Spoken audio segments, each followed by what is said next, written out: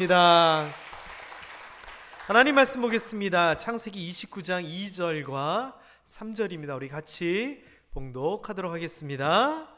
여호와께서 요셉과 함께 하심으로 그가 형통한 자가 되어 그의 주인 애굽 사람의 집에 있으니 그의 주인이 여호와께서 그와 함께 하심을 보며 또 여호와께서 그의 범사에 형통하게 하심을 보았더라.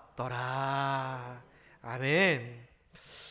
형통의 본이 되는 가정이라고 하는 제목입니다. 올 초에 우리가 한 해를 시작하면서 특별 새벽 기도회를 하면서 하루에 한 가지씩 5가지의 주제를 가지고 제가 말씀을 전했었습니다. 첫날은 건강, 두 번째 날은 평안, 세 번째 날은 형통, 네 번째 날은 재정, 다섯 번째 날은 영광, 이렇게 5가지 주제였고, 제가 이 주제에 대해서 많으면 8개, 적으면 7개의 구절들 제가 뽑아서 건강에 대한 구절 8개, 평안에 대한 구절 7개, 이런 식으로 말씀을 하나하나 적어서 그 말씀을 여러분들에게 전해드렸습니다.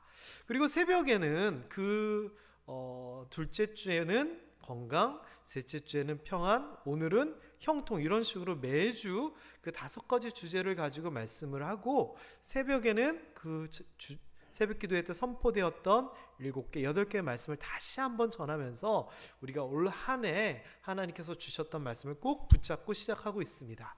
그 중에서 오늘은 세 번째 시간, 형통의 시간인데, 마침 또 설날이고 하니 딱 맞는 주제이자 말씀인 것 같습니다. 자, 오늘 멀리서 오신 우리 가족분들, 형통하게 해주세요 하고 형통의 본이 되게 해주세요는 다른 내용입니다. 우리가 올 한 해 제목이 본이 되게 하소서이거든요. 그런데 내가 건강하고, 내가 평안하고, 내가 형통하고, 내가 재정적으로 풍성한 이것은 누구에 그치는 건가요? 나에게만 그치는 겁니다. 그런데 이것을 통하여 남에게 본이 된다는 것은 나의 유익에서 끝나는 것이 아니라 하나님이 드러나는 것이고, 하나님께서 영광 받으시는 것이고, 세상 사람들에게 영향력을 끼치는 단순히 우리만을 위한 내용이 아닌 정말 더 큰 넓이의 범위의 제목인 것 같습니다. 그래서 올 한 해 우리 모함교회에서는 하나님, 우리가 세상의 본이 되게 하여 주세요, 믿음의 본이 되게 하여 주세요, 형통의 본이 되게 하여 주세요, 이렇게 나아가고 있습니다. 특별히 오늘은 우리 가정이 그냥 일이 잘 풀려서 성공해서 형통하는 것에서 그치는 것이 아니라, 우리 가정을 보고 사람들이 이야, 본이 될 수 있도록, 우리가 모델이 될 수 있도록, 형통의 또는 롤 모델이 될 수 있도록 하는 것이 우리의 가정의 목적이 되었으면 좋겠습니다. 그래서 하나님, 복받게 해주세요, 형통해 주세요, 이거에 그치는 것이 아니라 복받은 자의 본이 되게 해주세요, 형통한 자의 본이 되게 해주세요, 그런 가정이 되게 해주세요라고 하는 보다 넓은 의미로서 올 한 해 살아갈 수 있게 되기를 주님의 이름으로 축복합니다. 아까 우리가 새해 복 많이 받으세요라고 얘기를 했지만, 사실 이 그리스도인들은 덧붙여야 됩니다. 그게 뭐냐? 하나님께서 복을 주시는 분이기 때문에 새해 하나님께서 주시는 복 많이 받으세요, 이게 정답이다라고 1월 1일 첫 주일에 제가 설교를 들었는데, 구정 때도 마찬가지입니다. 다시 한번 새해 하나님께서 주시는 복 많이 받으세요. 우리 저와 앞뒤 다시 한번 인사하도록 하겠습니다. 시작. 새해 하나님께서 주시는 복 많이 받으세요. 아멘. 자, 이번에는 새해 하나님께서 주시는 많이 받으세요라고 인사를 합니다. 복이라고 하는 단어 대신에. 그런데 여기다가 뭐를 넣냐면은 내가 받고 싶은 것을 넣어서 상대방을 축복을 하는 겁니다. 성경에서는 상대방에게 복 비는 것이 나에게로 돌아오는 거죠. 다 아시죠? 그래서 요 안에 내가 원하는 것을 넣어서 건강, 물질, 평안, 이렇게 한번 인사 한번 해볼까요? 그러면 또 옆 사람은 이 사람이 나한테 이 얘기하는 거 보니까 요게 갖고 싶구나, 받고 싶구나. 한번 나중에 기억나는 대로 또 기도해 주시면 좋을 것 같습니다. 자, 자기가 받고 싶은 것을 넣어서 옆 사람에게 한번 축복해 보도록 하겠습니다. 시작. 새 하나님께서 주시는 뭐 짜셨어요? 다 건강이래요. 어쨌거나 우리 모두가 한 해 하나님께서 건강하게 해주실 줄 믿습니다. 자, 그런데 저는 오늘 다사다난이라고 하는 단어를 좀 이야기하고 싶습니다. 이 다사다난이라고 하는 말은 많은 일이 있고 많은 어려움이 있다라고 하는 뜻입니다. 또 특별히 작년 한 해, 작년 12월 달쯤 또는 연초에 꼭 등장하는 말이기도 합니다. 특별히 새해를 맞이할 때, 한 해를 마무리 지을 때 이렇게 기도하죠. 대표 기도하시는 분이 다사다난했던 한 해를 돌아보며 꼭 이렇게 얘기합니다. 이 다사다난이라고 하는 말, 복받은 그리스도인, 좀 다시 얘기하면 깊이 있는 신앙을 하고 은혜 많이 받은 하나님 뜻대로 살아가는 그리스도인에게는 이 다사다난이라고 하는 말이 해당될까요? 한번 생각해 봤으면 좋겠습니다. 특히 다사, 많은 일은 생길 수 있는데 다난, 어려움이 생긴다는 거, 이거 모범된 그리스도인, 목사, 장로, 권사님들에게는 부끄러운 일이야, 이렇게 생각할 수도 있는데 어떻게 생각하세요? 다사다난이라고 하는 말이 우리 그리스도인에게는 해당돼요, 해당 안 돼요? 자, 이쯤 또 한번 여론조사 한번 해보도록 하겠습니다. 다사다난이라고 하는 말이 진실한, 은혜 받은, 응답받는 그리스도인에게도 해당된다. 손 내리시고. 이거는 믿음이 없는 사람이고 하나님께서 도와주시고 함께 하시기 때문에 다사다난, 이 말은 우리에게 해당되지 않는다.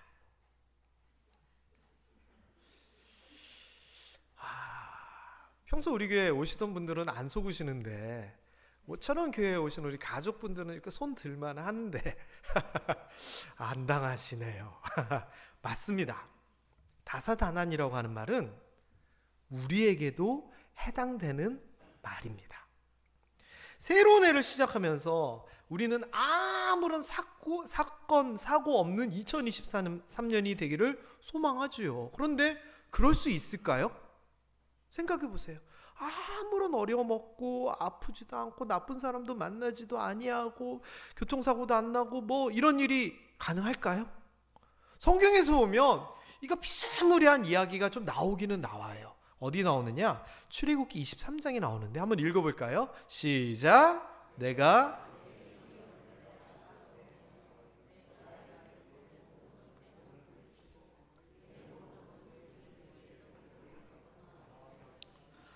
왕벌을 내 앞에 보내리니 그 벌이 히위 족속과 가나안 족속과 헷 족속을 내 앞에서 쫓아내리라. 자, 이거는 뭐냐면은요, 이스라엘 백성들이 이제 가나안 땅으로 들어가기 전에 하나님께서 이스라엘 백성들에게 이렇게 축복해 주시고 약속해 주시는 거예요. 근데 여기에서 중요한 표현이 앞서라고 하는 이 표현들이에요. 앞서, 앞에. 그래서 하나님의 위엄이, 권위가, 하나님의 능력이 또는 하나님이 보낸 왕벌이 이스라엘 백성들이 가기 전에 그 앞에서 다 해결하겠다는 거예요. 그래서 모든 백성을 물리치고 도망가게 하고 다 쫓아내겠다는 거예요. 그러면 이스라엘 백성들이 싸울 필요 있어요? 없어요. 겁낼 필요도 하나 없어요. 그냥 걸어가면 그 앞에 다 하나님께서 정리 싹 해놓으신 거예요. 올 한 해 이렇게 되기를 주님의 이름으로 축원합니다. 그럼 얼마나 좋아요. 하나님께서 미리 다 정리하시는 거예요. 하나님께서 다 해결해 놓으시는 거예요. 하나님께서 다 결실 맺어놓고 우리는 그냥 마음 편하게 따라가기만 되는 건데요. 제가 이렇게 되기를 축원합니다라고 얘기했지만 글쎄요, 제가 목사가 이런 말을 가지고 축복을 하긴 하지만 진짜 우리 삶 앞에 이렇게 모든 것이 다 해결되어 있고 평탄하기만 할까요? 저는 그건 아니다라고 생각합니다. 왜냐? 제가 신년도에도 이런 비슷한 표현을 썼는데 아직 우리가 살아가는 곳이 천국이 아니거든요. 여기가 천국이면 아프지도 않고 걱정하지도 않고 무섭지도 않고 적들도 없을 건데 지금은 천국이 아니라 우리가 세상에 살고 있거든요. 그러니 아픈 것도 힘든 것도 우리가 감당해야 될 일부분이거든요. 그래서요, 저는요, 이 다사다난이라고 하는 말과 형통이라고 하는 것이 굉장히 의미 있고, 우리 그리스도인에게는 이 어려움과 형통이라고 하는 이 표현이 함께 한다는 것을 오늘 꼭 이야기하고 싶었습니다. 형통이라고 하는 개념이 그래서 중요합니다. 형통이 우리가 뭔지 새벽기도 나오셨던 분은 제가 정확하게 설명을 드렸거든요. 형통이 뭐예요? 우리 생각에는 그냥 쫙 뭔가 잘 돼가지고 그냥 고속도로 길나듯이 쫙 뚫린 것이 형통인 것 같잖아요. 맞아요. 그거 맞는데 이 형통이라고 하는 것이 사실 중간에 어떤 과정이 있어요. 일단 저는요, 많은 일을 만나게 되지만 우리 모함의 성도님들이 형통했으면 좋겠어요. 다사다난 가운데 형통했으면 좋겠어요. 자, 그런데 이 형통의 의미를 정확하게 설명을 하면 이래요. 짜라으라고 하는 단어를 쓴다고 했어요. 제가 새벽 특별 집회 때요. 이 짜라으라고 하는 단어는 건너가다, 돌진, 돌파하다 이런 의미에서 시작이 돼요. 그래서 결과적으로 번성하게 되고 성공하게 되고 이롭게 되는 거예요. 다시 얘기하면 아무것도 없이, 고통 없이, 싸움 없이, 아무것도 없이 그냥 쓱 편하게 가는 것이 아니라 앞에 뭔가가 있는데 막 급류가 흐르고 가시밭길이 있고 돌짝길이 있고 이러는데 그것을 쑥 건너가는 걸 얘기하는 거예요. 어려움이 있고 사람들이 가로막고 괴롭히지만 뚫고 나가가지고 번성과 성공과 행복으로 다다르는 게 형통이에요. 다시 얘기하면 형통은 무언가가 있지만 상관없이 쭉쭉 나가는 것이 형통이라는 거예요. 그래서 제가 새벽기도회 때 맨 마지막에 이런 표현을 썼어요. 형통은 문제가 문제되지 않는 것입니다. 따라해 볼까요? 형통은 문제가 문제되지 않는 것이다. 문제가 없는 것이 아니라 문제가 있어도 이쯤이 하면서 그냥 뚫고 가고 넘어가고 해결해 나가는 것이 형통이에요. 그래서 다사다난하지만 이를 건너가고 돌진해서 결국 성공하고 번성하고 이롭게 되기를 주님의 이름으로 축원합니다. 우리 가족들이 2023년도를 살아갈 때 여러 가지 일들을 만날 겁니다. 그러나 하나님께서 도우셔서 이 모든 문제들이 문제되지 않고 좋은 결과가 나타나서 저 집 복 받았네, 저 집 잘 됐네, 모든 사람들이 부러워하고 형통의 본이 되는 가정들 되시기를 주님의 이름으로 축원합니다. 성경에 보면 이러한 본들이 나옵니다. 모델들이 나옵니다. 그 중에서 가장 대표적인 게 오늘 본문의 배경이 되는 요셉입니다. 요셉의 삶은요, 우리가 그냥 결과적으로 맨 끝에 결과만 보면 애굽의 총리가 되어서 행복하게 살았더라 이거인 것 같지만 그의 인생은 정말 굴곡이 엄청났습니다.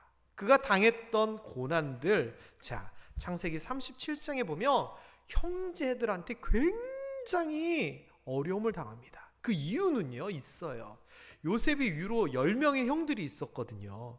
그런데 그 아버지인 야곱이 부인이 넷이 있었어요. 첫 번째 부인은 맨 처음 결혼했던 레아였고요. 두 번째 부인은 이게 사실은 라헬이라고 하는 두 번째 부인을 사랑해서 라헬과 결혼하기를 원했는데 외삼촌이 7년 동안 열심히 일하면 라헬과 결혼하게 해준다 그랬거든요. 근데 깜깜한 밤에 첫날 밤 지내고 나와 보니까 이게 뭐야? 라헬이 아니라 그 언니인 레아였던 거예요. 그래가지고 속상해하고 화내니까 외삼촌 하는 얘기가 7년 동안 더 열심히 일하면 라헬도 아내를 줄게 이래가지고 14년 동안 열심히 일해가지고 얻은 아내이거든요. 그리고 이 각 아내를 통해서 또 그 종들을 통해서 자녀들을 더 낳아요. 자, 그런데 이 레아 입장에서 보면은 천대받는 아내였거든요. 사랑받지 못하는 아내였어요. 그런데 그 레아에게 하나님께서 복을 주셨는데 무슨 복을 주셨느냐? 자녀의 복을 주셨어요. 그래서 레아 자녀 낳게 되고 레아의 종도 자녀 낳게 되고 라헬이 자녀가 없어가지고 자기 여종을 줘가지고 아이를 얻겠는데 그 여종도 아이를 낳게 되고 그렇게 10명의 자녀들 특별히 아들들이 쫙 나게 되는데 야곱이 가장 사랑하는 라헬은 아이가 없었어요. 그래서 라헬이 그거 갖고 속상해하고 하니까 나중에 하나님께서 라헬의 태를 열어서 아이를 낳게 하셨는데 그 아이가 11번째 아들 요셉인 거예요. 그러니까 이 아버지 야곱의 입장에서는 자기가 너무 사랑하는 라헬의 아이 첫 아들이라 보니 위에 있는 10명의 형들보다 더 애지중지하고 아끼고 막 이랬거든요. 형들한테는 그냥 일반 옷을 입히면 이 요셉에게는 색동저고리에 좋은 음식에 이른바 지금으로 치면 편해요. 편해. 그리고 뭐 학자들 입장에서는 이 요셉이 형들한테 이렇게 어려움을 당한 것은 아버지 때문이다라고 하는데 그거 맞아요. 진짜예요. 자, 그런데 어쨌거나 형들 입장에서는 그 당시 문화는 장자 중심의 문화였거든요. 그 뒤에 이스라엘도 마찬가지입니다. 근데 형님은 대접 못 받고 막내인 요셉이 대접받고 게다가 요셉이라고 하는 어린 놈이 아빠 형들 내가 꿈을 꿨는데 해와 달과 별이 나한테 절을 하더라. 그리고 또 하는 말이 아빠 내가 꿈을 꿨는데 아빠가 벤 이 볏집하고 형들이 벤 볏집이 내가 벤 볏집한테 막 절을 해. 이게 나중에 애굽 총리 됐을 때의 이야기를 꿈으로 보여준 것이기도 한데 형들 입장에서는 이른바 요즘 애들 표현으로 킹받는 일이거든요. 왜?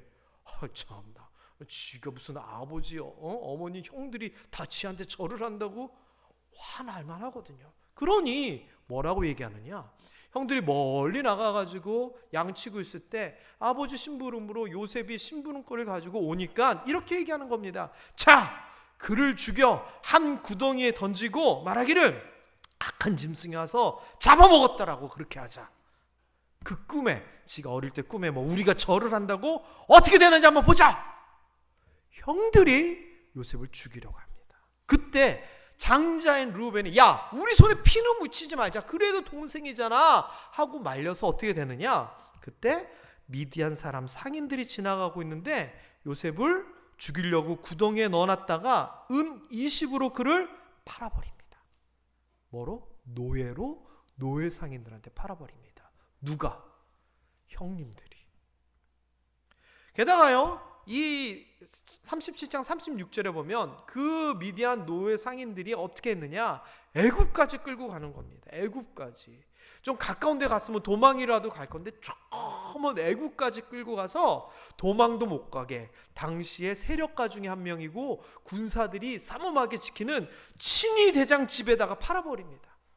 어린 요셉의 입장에서는 도망도 못 갑니다. 갈 수도 없습니다. 어디로 가야 될지도 모르고. 그러니 그의 인생은 사실상 끝난 거라고 봐야죠. 노예생활 행복하면 얼마나 행복하겠습니까? 게다가 거기에서 이리저리 잘해가지고 좀 빛 좀 보려니까 보디발 장군의 아내가 그를 유혹합니다. 그것을 거절을 했더니 모함을 통해서 보디발에게 아내가 잃어버립니다. 그러니까 그 보디발 장군이 심히 노해서 옥에 가두는데 그냥 옥도 아니고 왕의 죄수를 가두는 중죄인의 옥에다가 가둬버립니다. 뭐 지금처럼 재판 그런 거 없습니다. 언제 풀려날지 못 풀려납니다. 나중에 왕이 분위기에 따라가지고 용서해 주기도 하고 때로는 불러내서 로마 시대 같았으면은 사자 밥되게 하는 게 그 당시 중죄인들의 당연한 삶의 마지막 결과였습니다. 그렇게 어려움을 겪었는데 그가 결국은 형통하다라고 얘기까지 합니다. 어떻게 형통하게 되느냐? 이렇게 됩니다. 보디발 장군 집에서는 여러분이 알듯이 그가 하나님께서 그를 범사에 형통하게 하셨어요. 그래서 보디발 장군이 그걸 보고 압니다. 그래서 요셉이 자기만 일이 뭐 잘되고 잘하는 게 아니라 그의 보디발 장군의 소유를 다 위탁하게 되고 다 주관하게 됩니다. 그리고 그렇게 보디발 장군의 모든 일을 다 주관할 때에 여호와께서 보디발 장군의 집과 밭에 복을 내려주셔서 요셉 때문에 그 집안이 흥황하게 됩니다. 이거는 갑자기 출세하게 된 겁니다. 노예 소년이 당시에 떵떵거리는 집안의 둘째 권력자가 돼서 자기 하고 싶은 대로 마음껏 다 사는 겁니다. 그러다가 감옥에 갔다 그랬잖아요. 감옥에서는 어떻게 됐느냐, 거기에서 하나님께서 그의 인자를 더하여 간수장에게 총의 은혜를 받게 합니다. 그래서 그 간수장이 옥중 죄수를 다 요셉의 손에 맡깁니다. 재반 사물을 다 맡긴 것은 살펴보지도 않습니다. 자, 이게 무슨 말이에요? 감옥에 있긴 있지만 그 안에서 하고 싶은 거 다 하는 겁니다. 신임을 얻은 겁니다. 그래서 일반 죄수들처럼 어떻게 되는 것이 아니라 오히려 그 안에서 그는 보호받게 되고 그 안에서 자기는 다른 사람들보다 더 나은 삶을 살 수 있게 됩니다.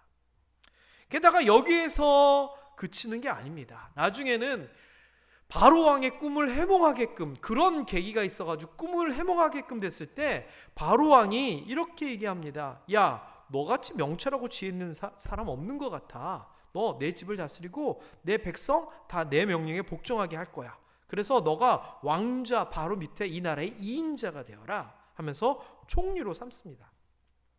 그래서 한번 볼까요? 금지옥엽으로서 살아가다가 형님들의 질투로 인해서 죽을 뻔하게 되고 애굽으로 팔려가가지고 종살이를 하다가 보디발 장군의 집에서 형통하게 되었다가 다시 모함을 받아가지고 저 감옥까지 들어갔다가 거기에서 다시 그 안에 들어있던 왕의 신하의 꿈을 해몽하게 되고 그것을 통해서 애굽 왕 바로의 꿈을 해몽하게 되어 총리로서 등극하게 됩니다. 위 아래 왔다 갔다 하는 그런 삶인 것 같지만 결론은 뭡니까? 매 어려움마다 그것을 뚫고 헤치고 이겨내고 뛰어넘어 형통한 삶이 되어버립니다. 여러분, 요셉이요, 정리하면 이렇죠. 지금 했던 이야기인데 결론이 뭡니까? 다사다난을 넘어 형통으로 갔다는 겁니다. 올 한 해 이렇게 여러분에게 어려움이 있기를 바라지는 않습니다. 여러분에게 이런 어려움은 없어야죠. 그러나 조그만 돌짝 하나라도 여러분 앞을 가로막는 게 있고 가시줄기 하나라도 여러분을 괴롭히게 하고 그럴지라도 하나님께서 그거 넘어서 형통하게 이르기를 주님의 이름으로 축원합니다. 여러분 앞에 무엇이 있든지 그것을 뛰어넘어 형통의 본이 되어 주십시오. 비슷한 사람이 있습니다. 다윗입니다. 다윗은 시골 깡촌의 목동이었습니다. 그런데 사무엘을 통하여 기름 부음을 받게 됩니다. 그리고 전쟁이 터졌을 때 심부름을 갔더니 형님들이 야, 너 놀러 왔냐 하면서 막 뭐라 합니다. 그러니까 인정받지 못하는 어린 막내였죠.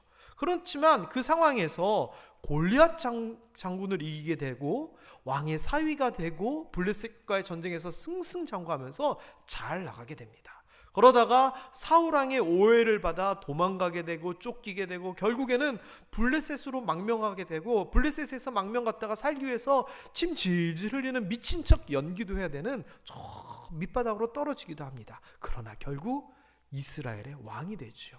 이것도 뭡니까? 다사다난했지만 오르락 내리락 했지만 결국 형통하게 되어 이스라엘 왕국의 왕이 되고 하나님의 약속의 사람이 되고 하나님이 가장 기뻐하는 사람으로서 우리의 모범이 됩니다. 여러분, 예수 그리스도에 대한 얘기도 그렇습니다.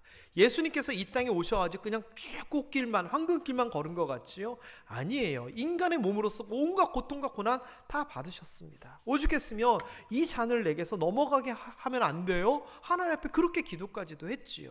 그리고 자기들이 예수님께서 구원하려고 했던 그 백성들이 오히려 예수님을 오해하고 비난해서 죽입니다. 그리고 그 십자가의 고난과 죽음은 더 어마어마했던 것이죠. 그러나 이러한 어려움과 고통과 고난과 죽음의 그러한 것들이 있었지만 결국 뭡니까? 결론은 부활의 승리, 다사다난을 넘어 형통, 승리로 나가게 되죠.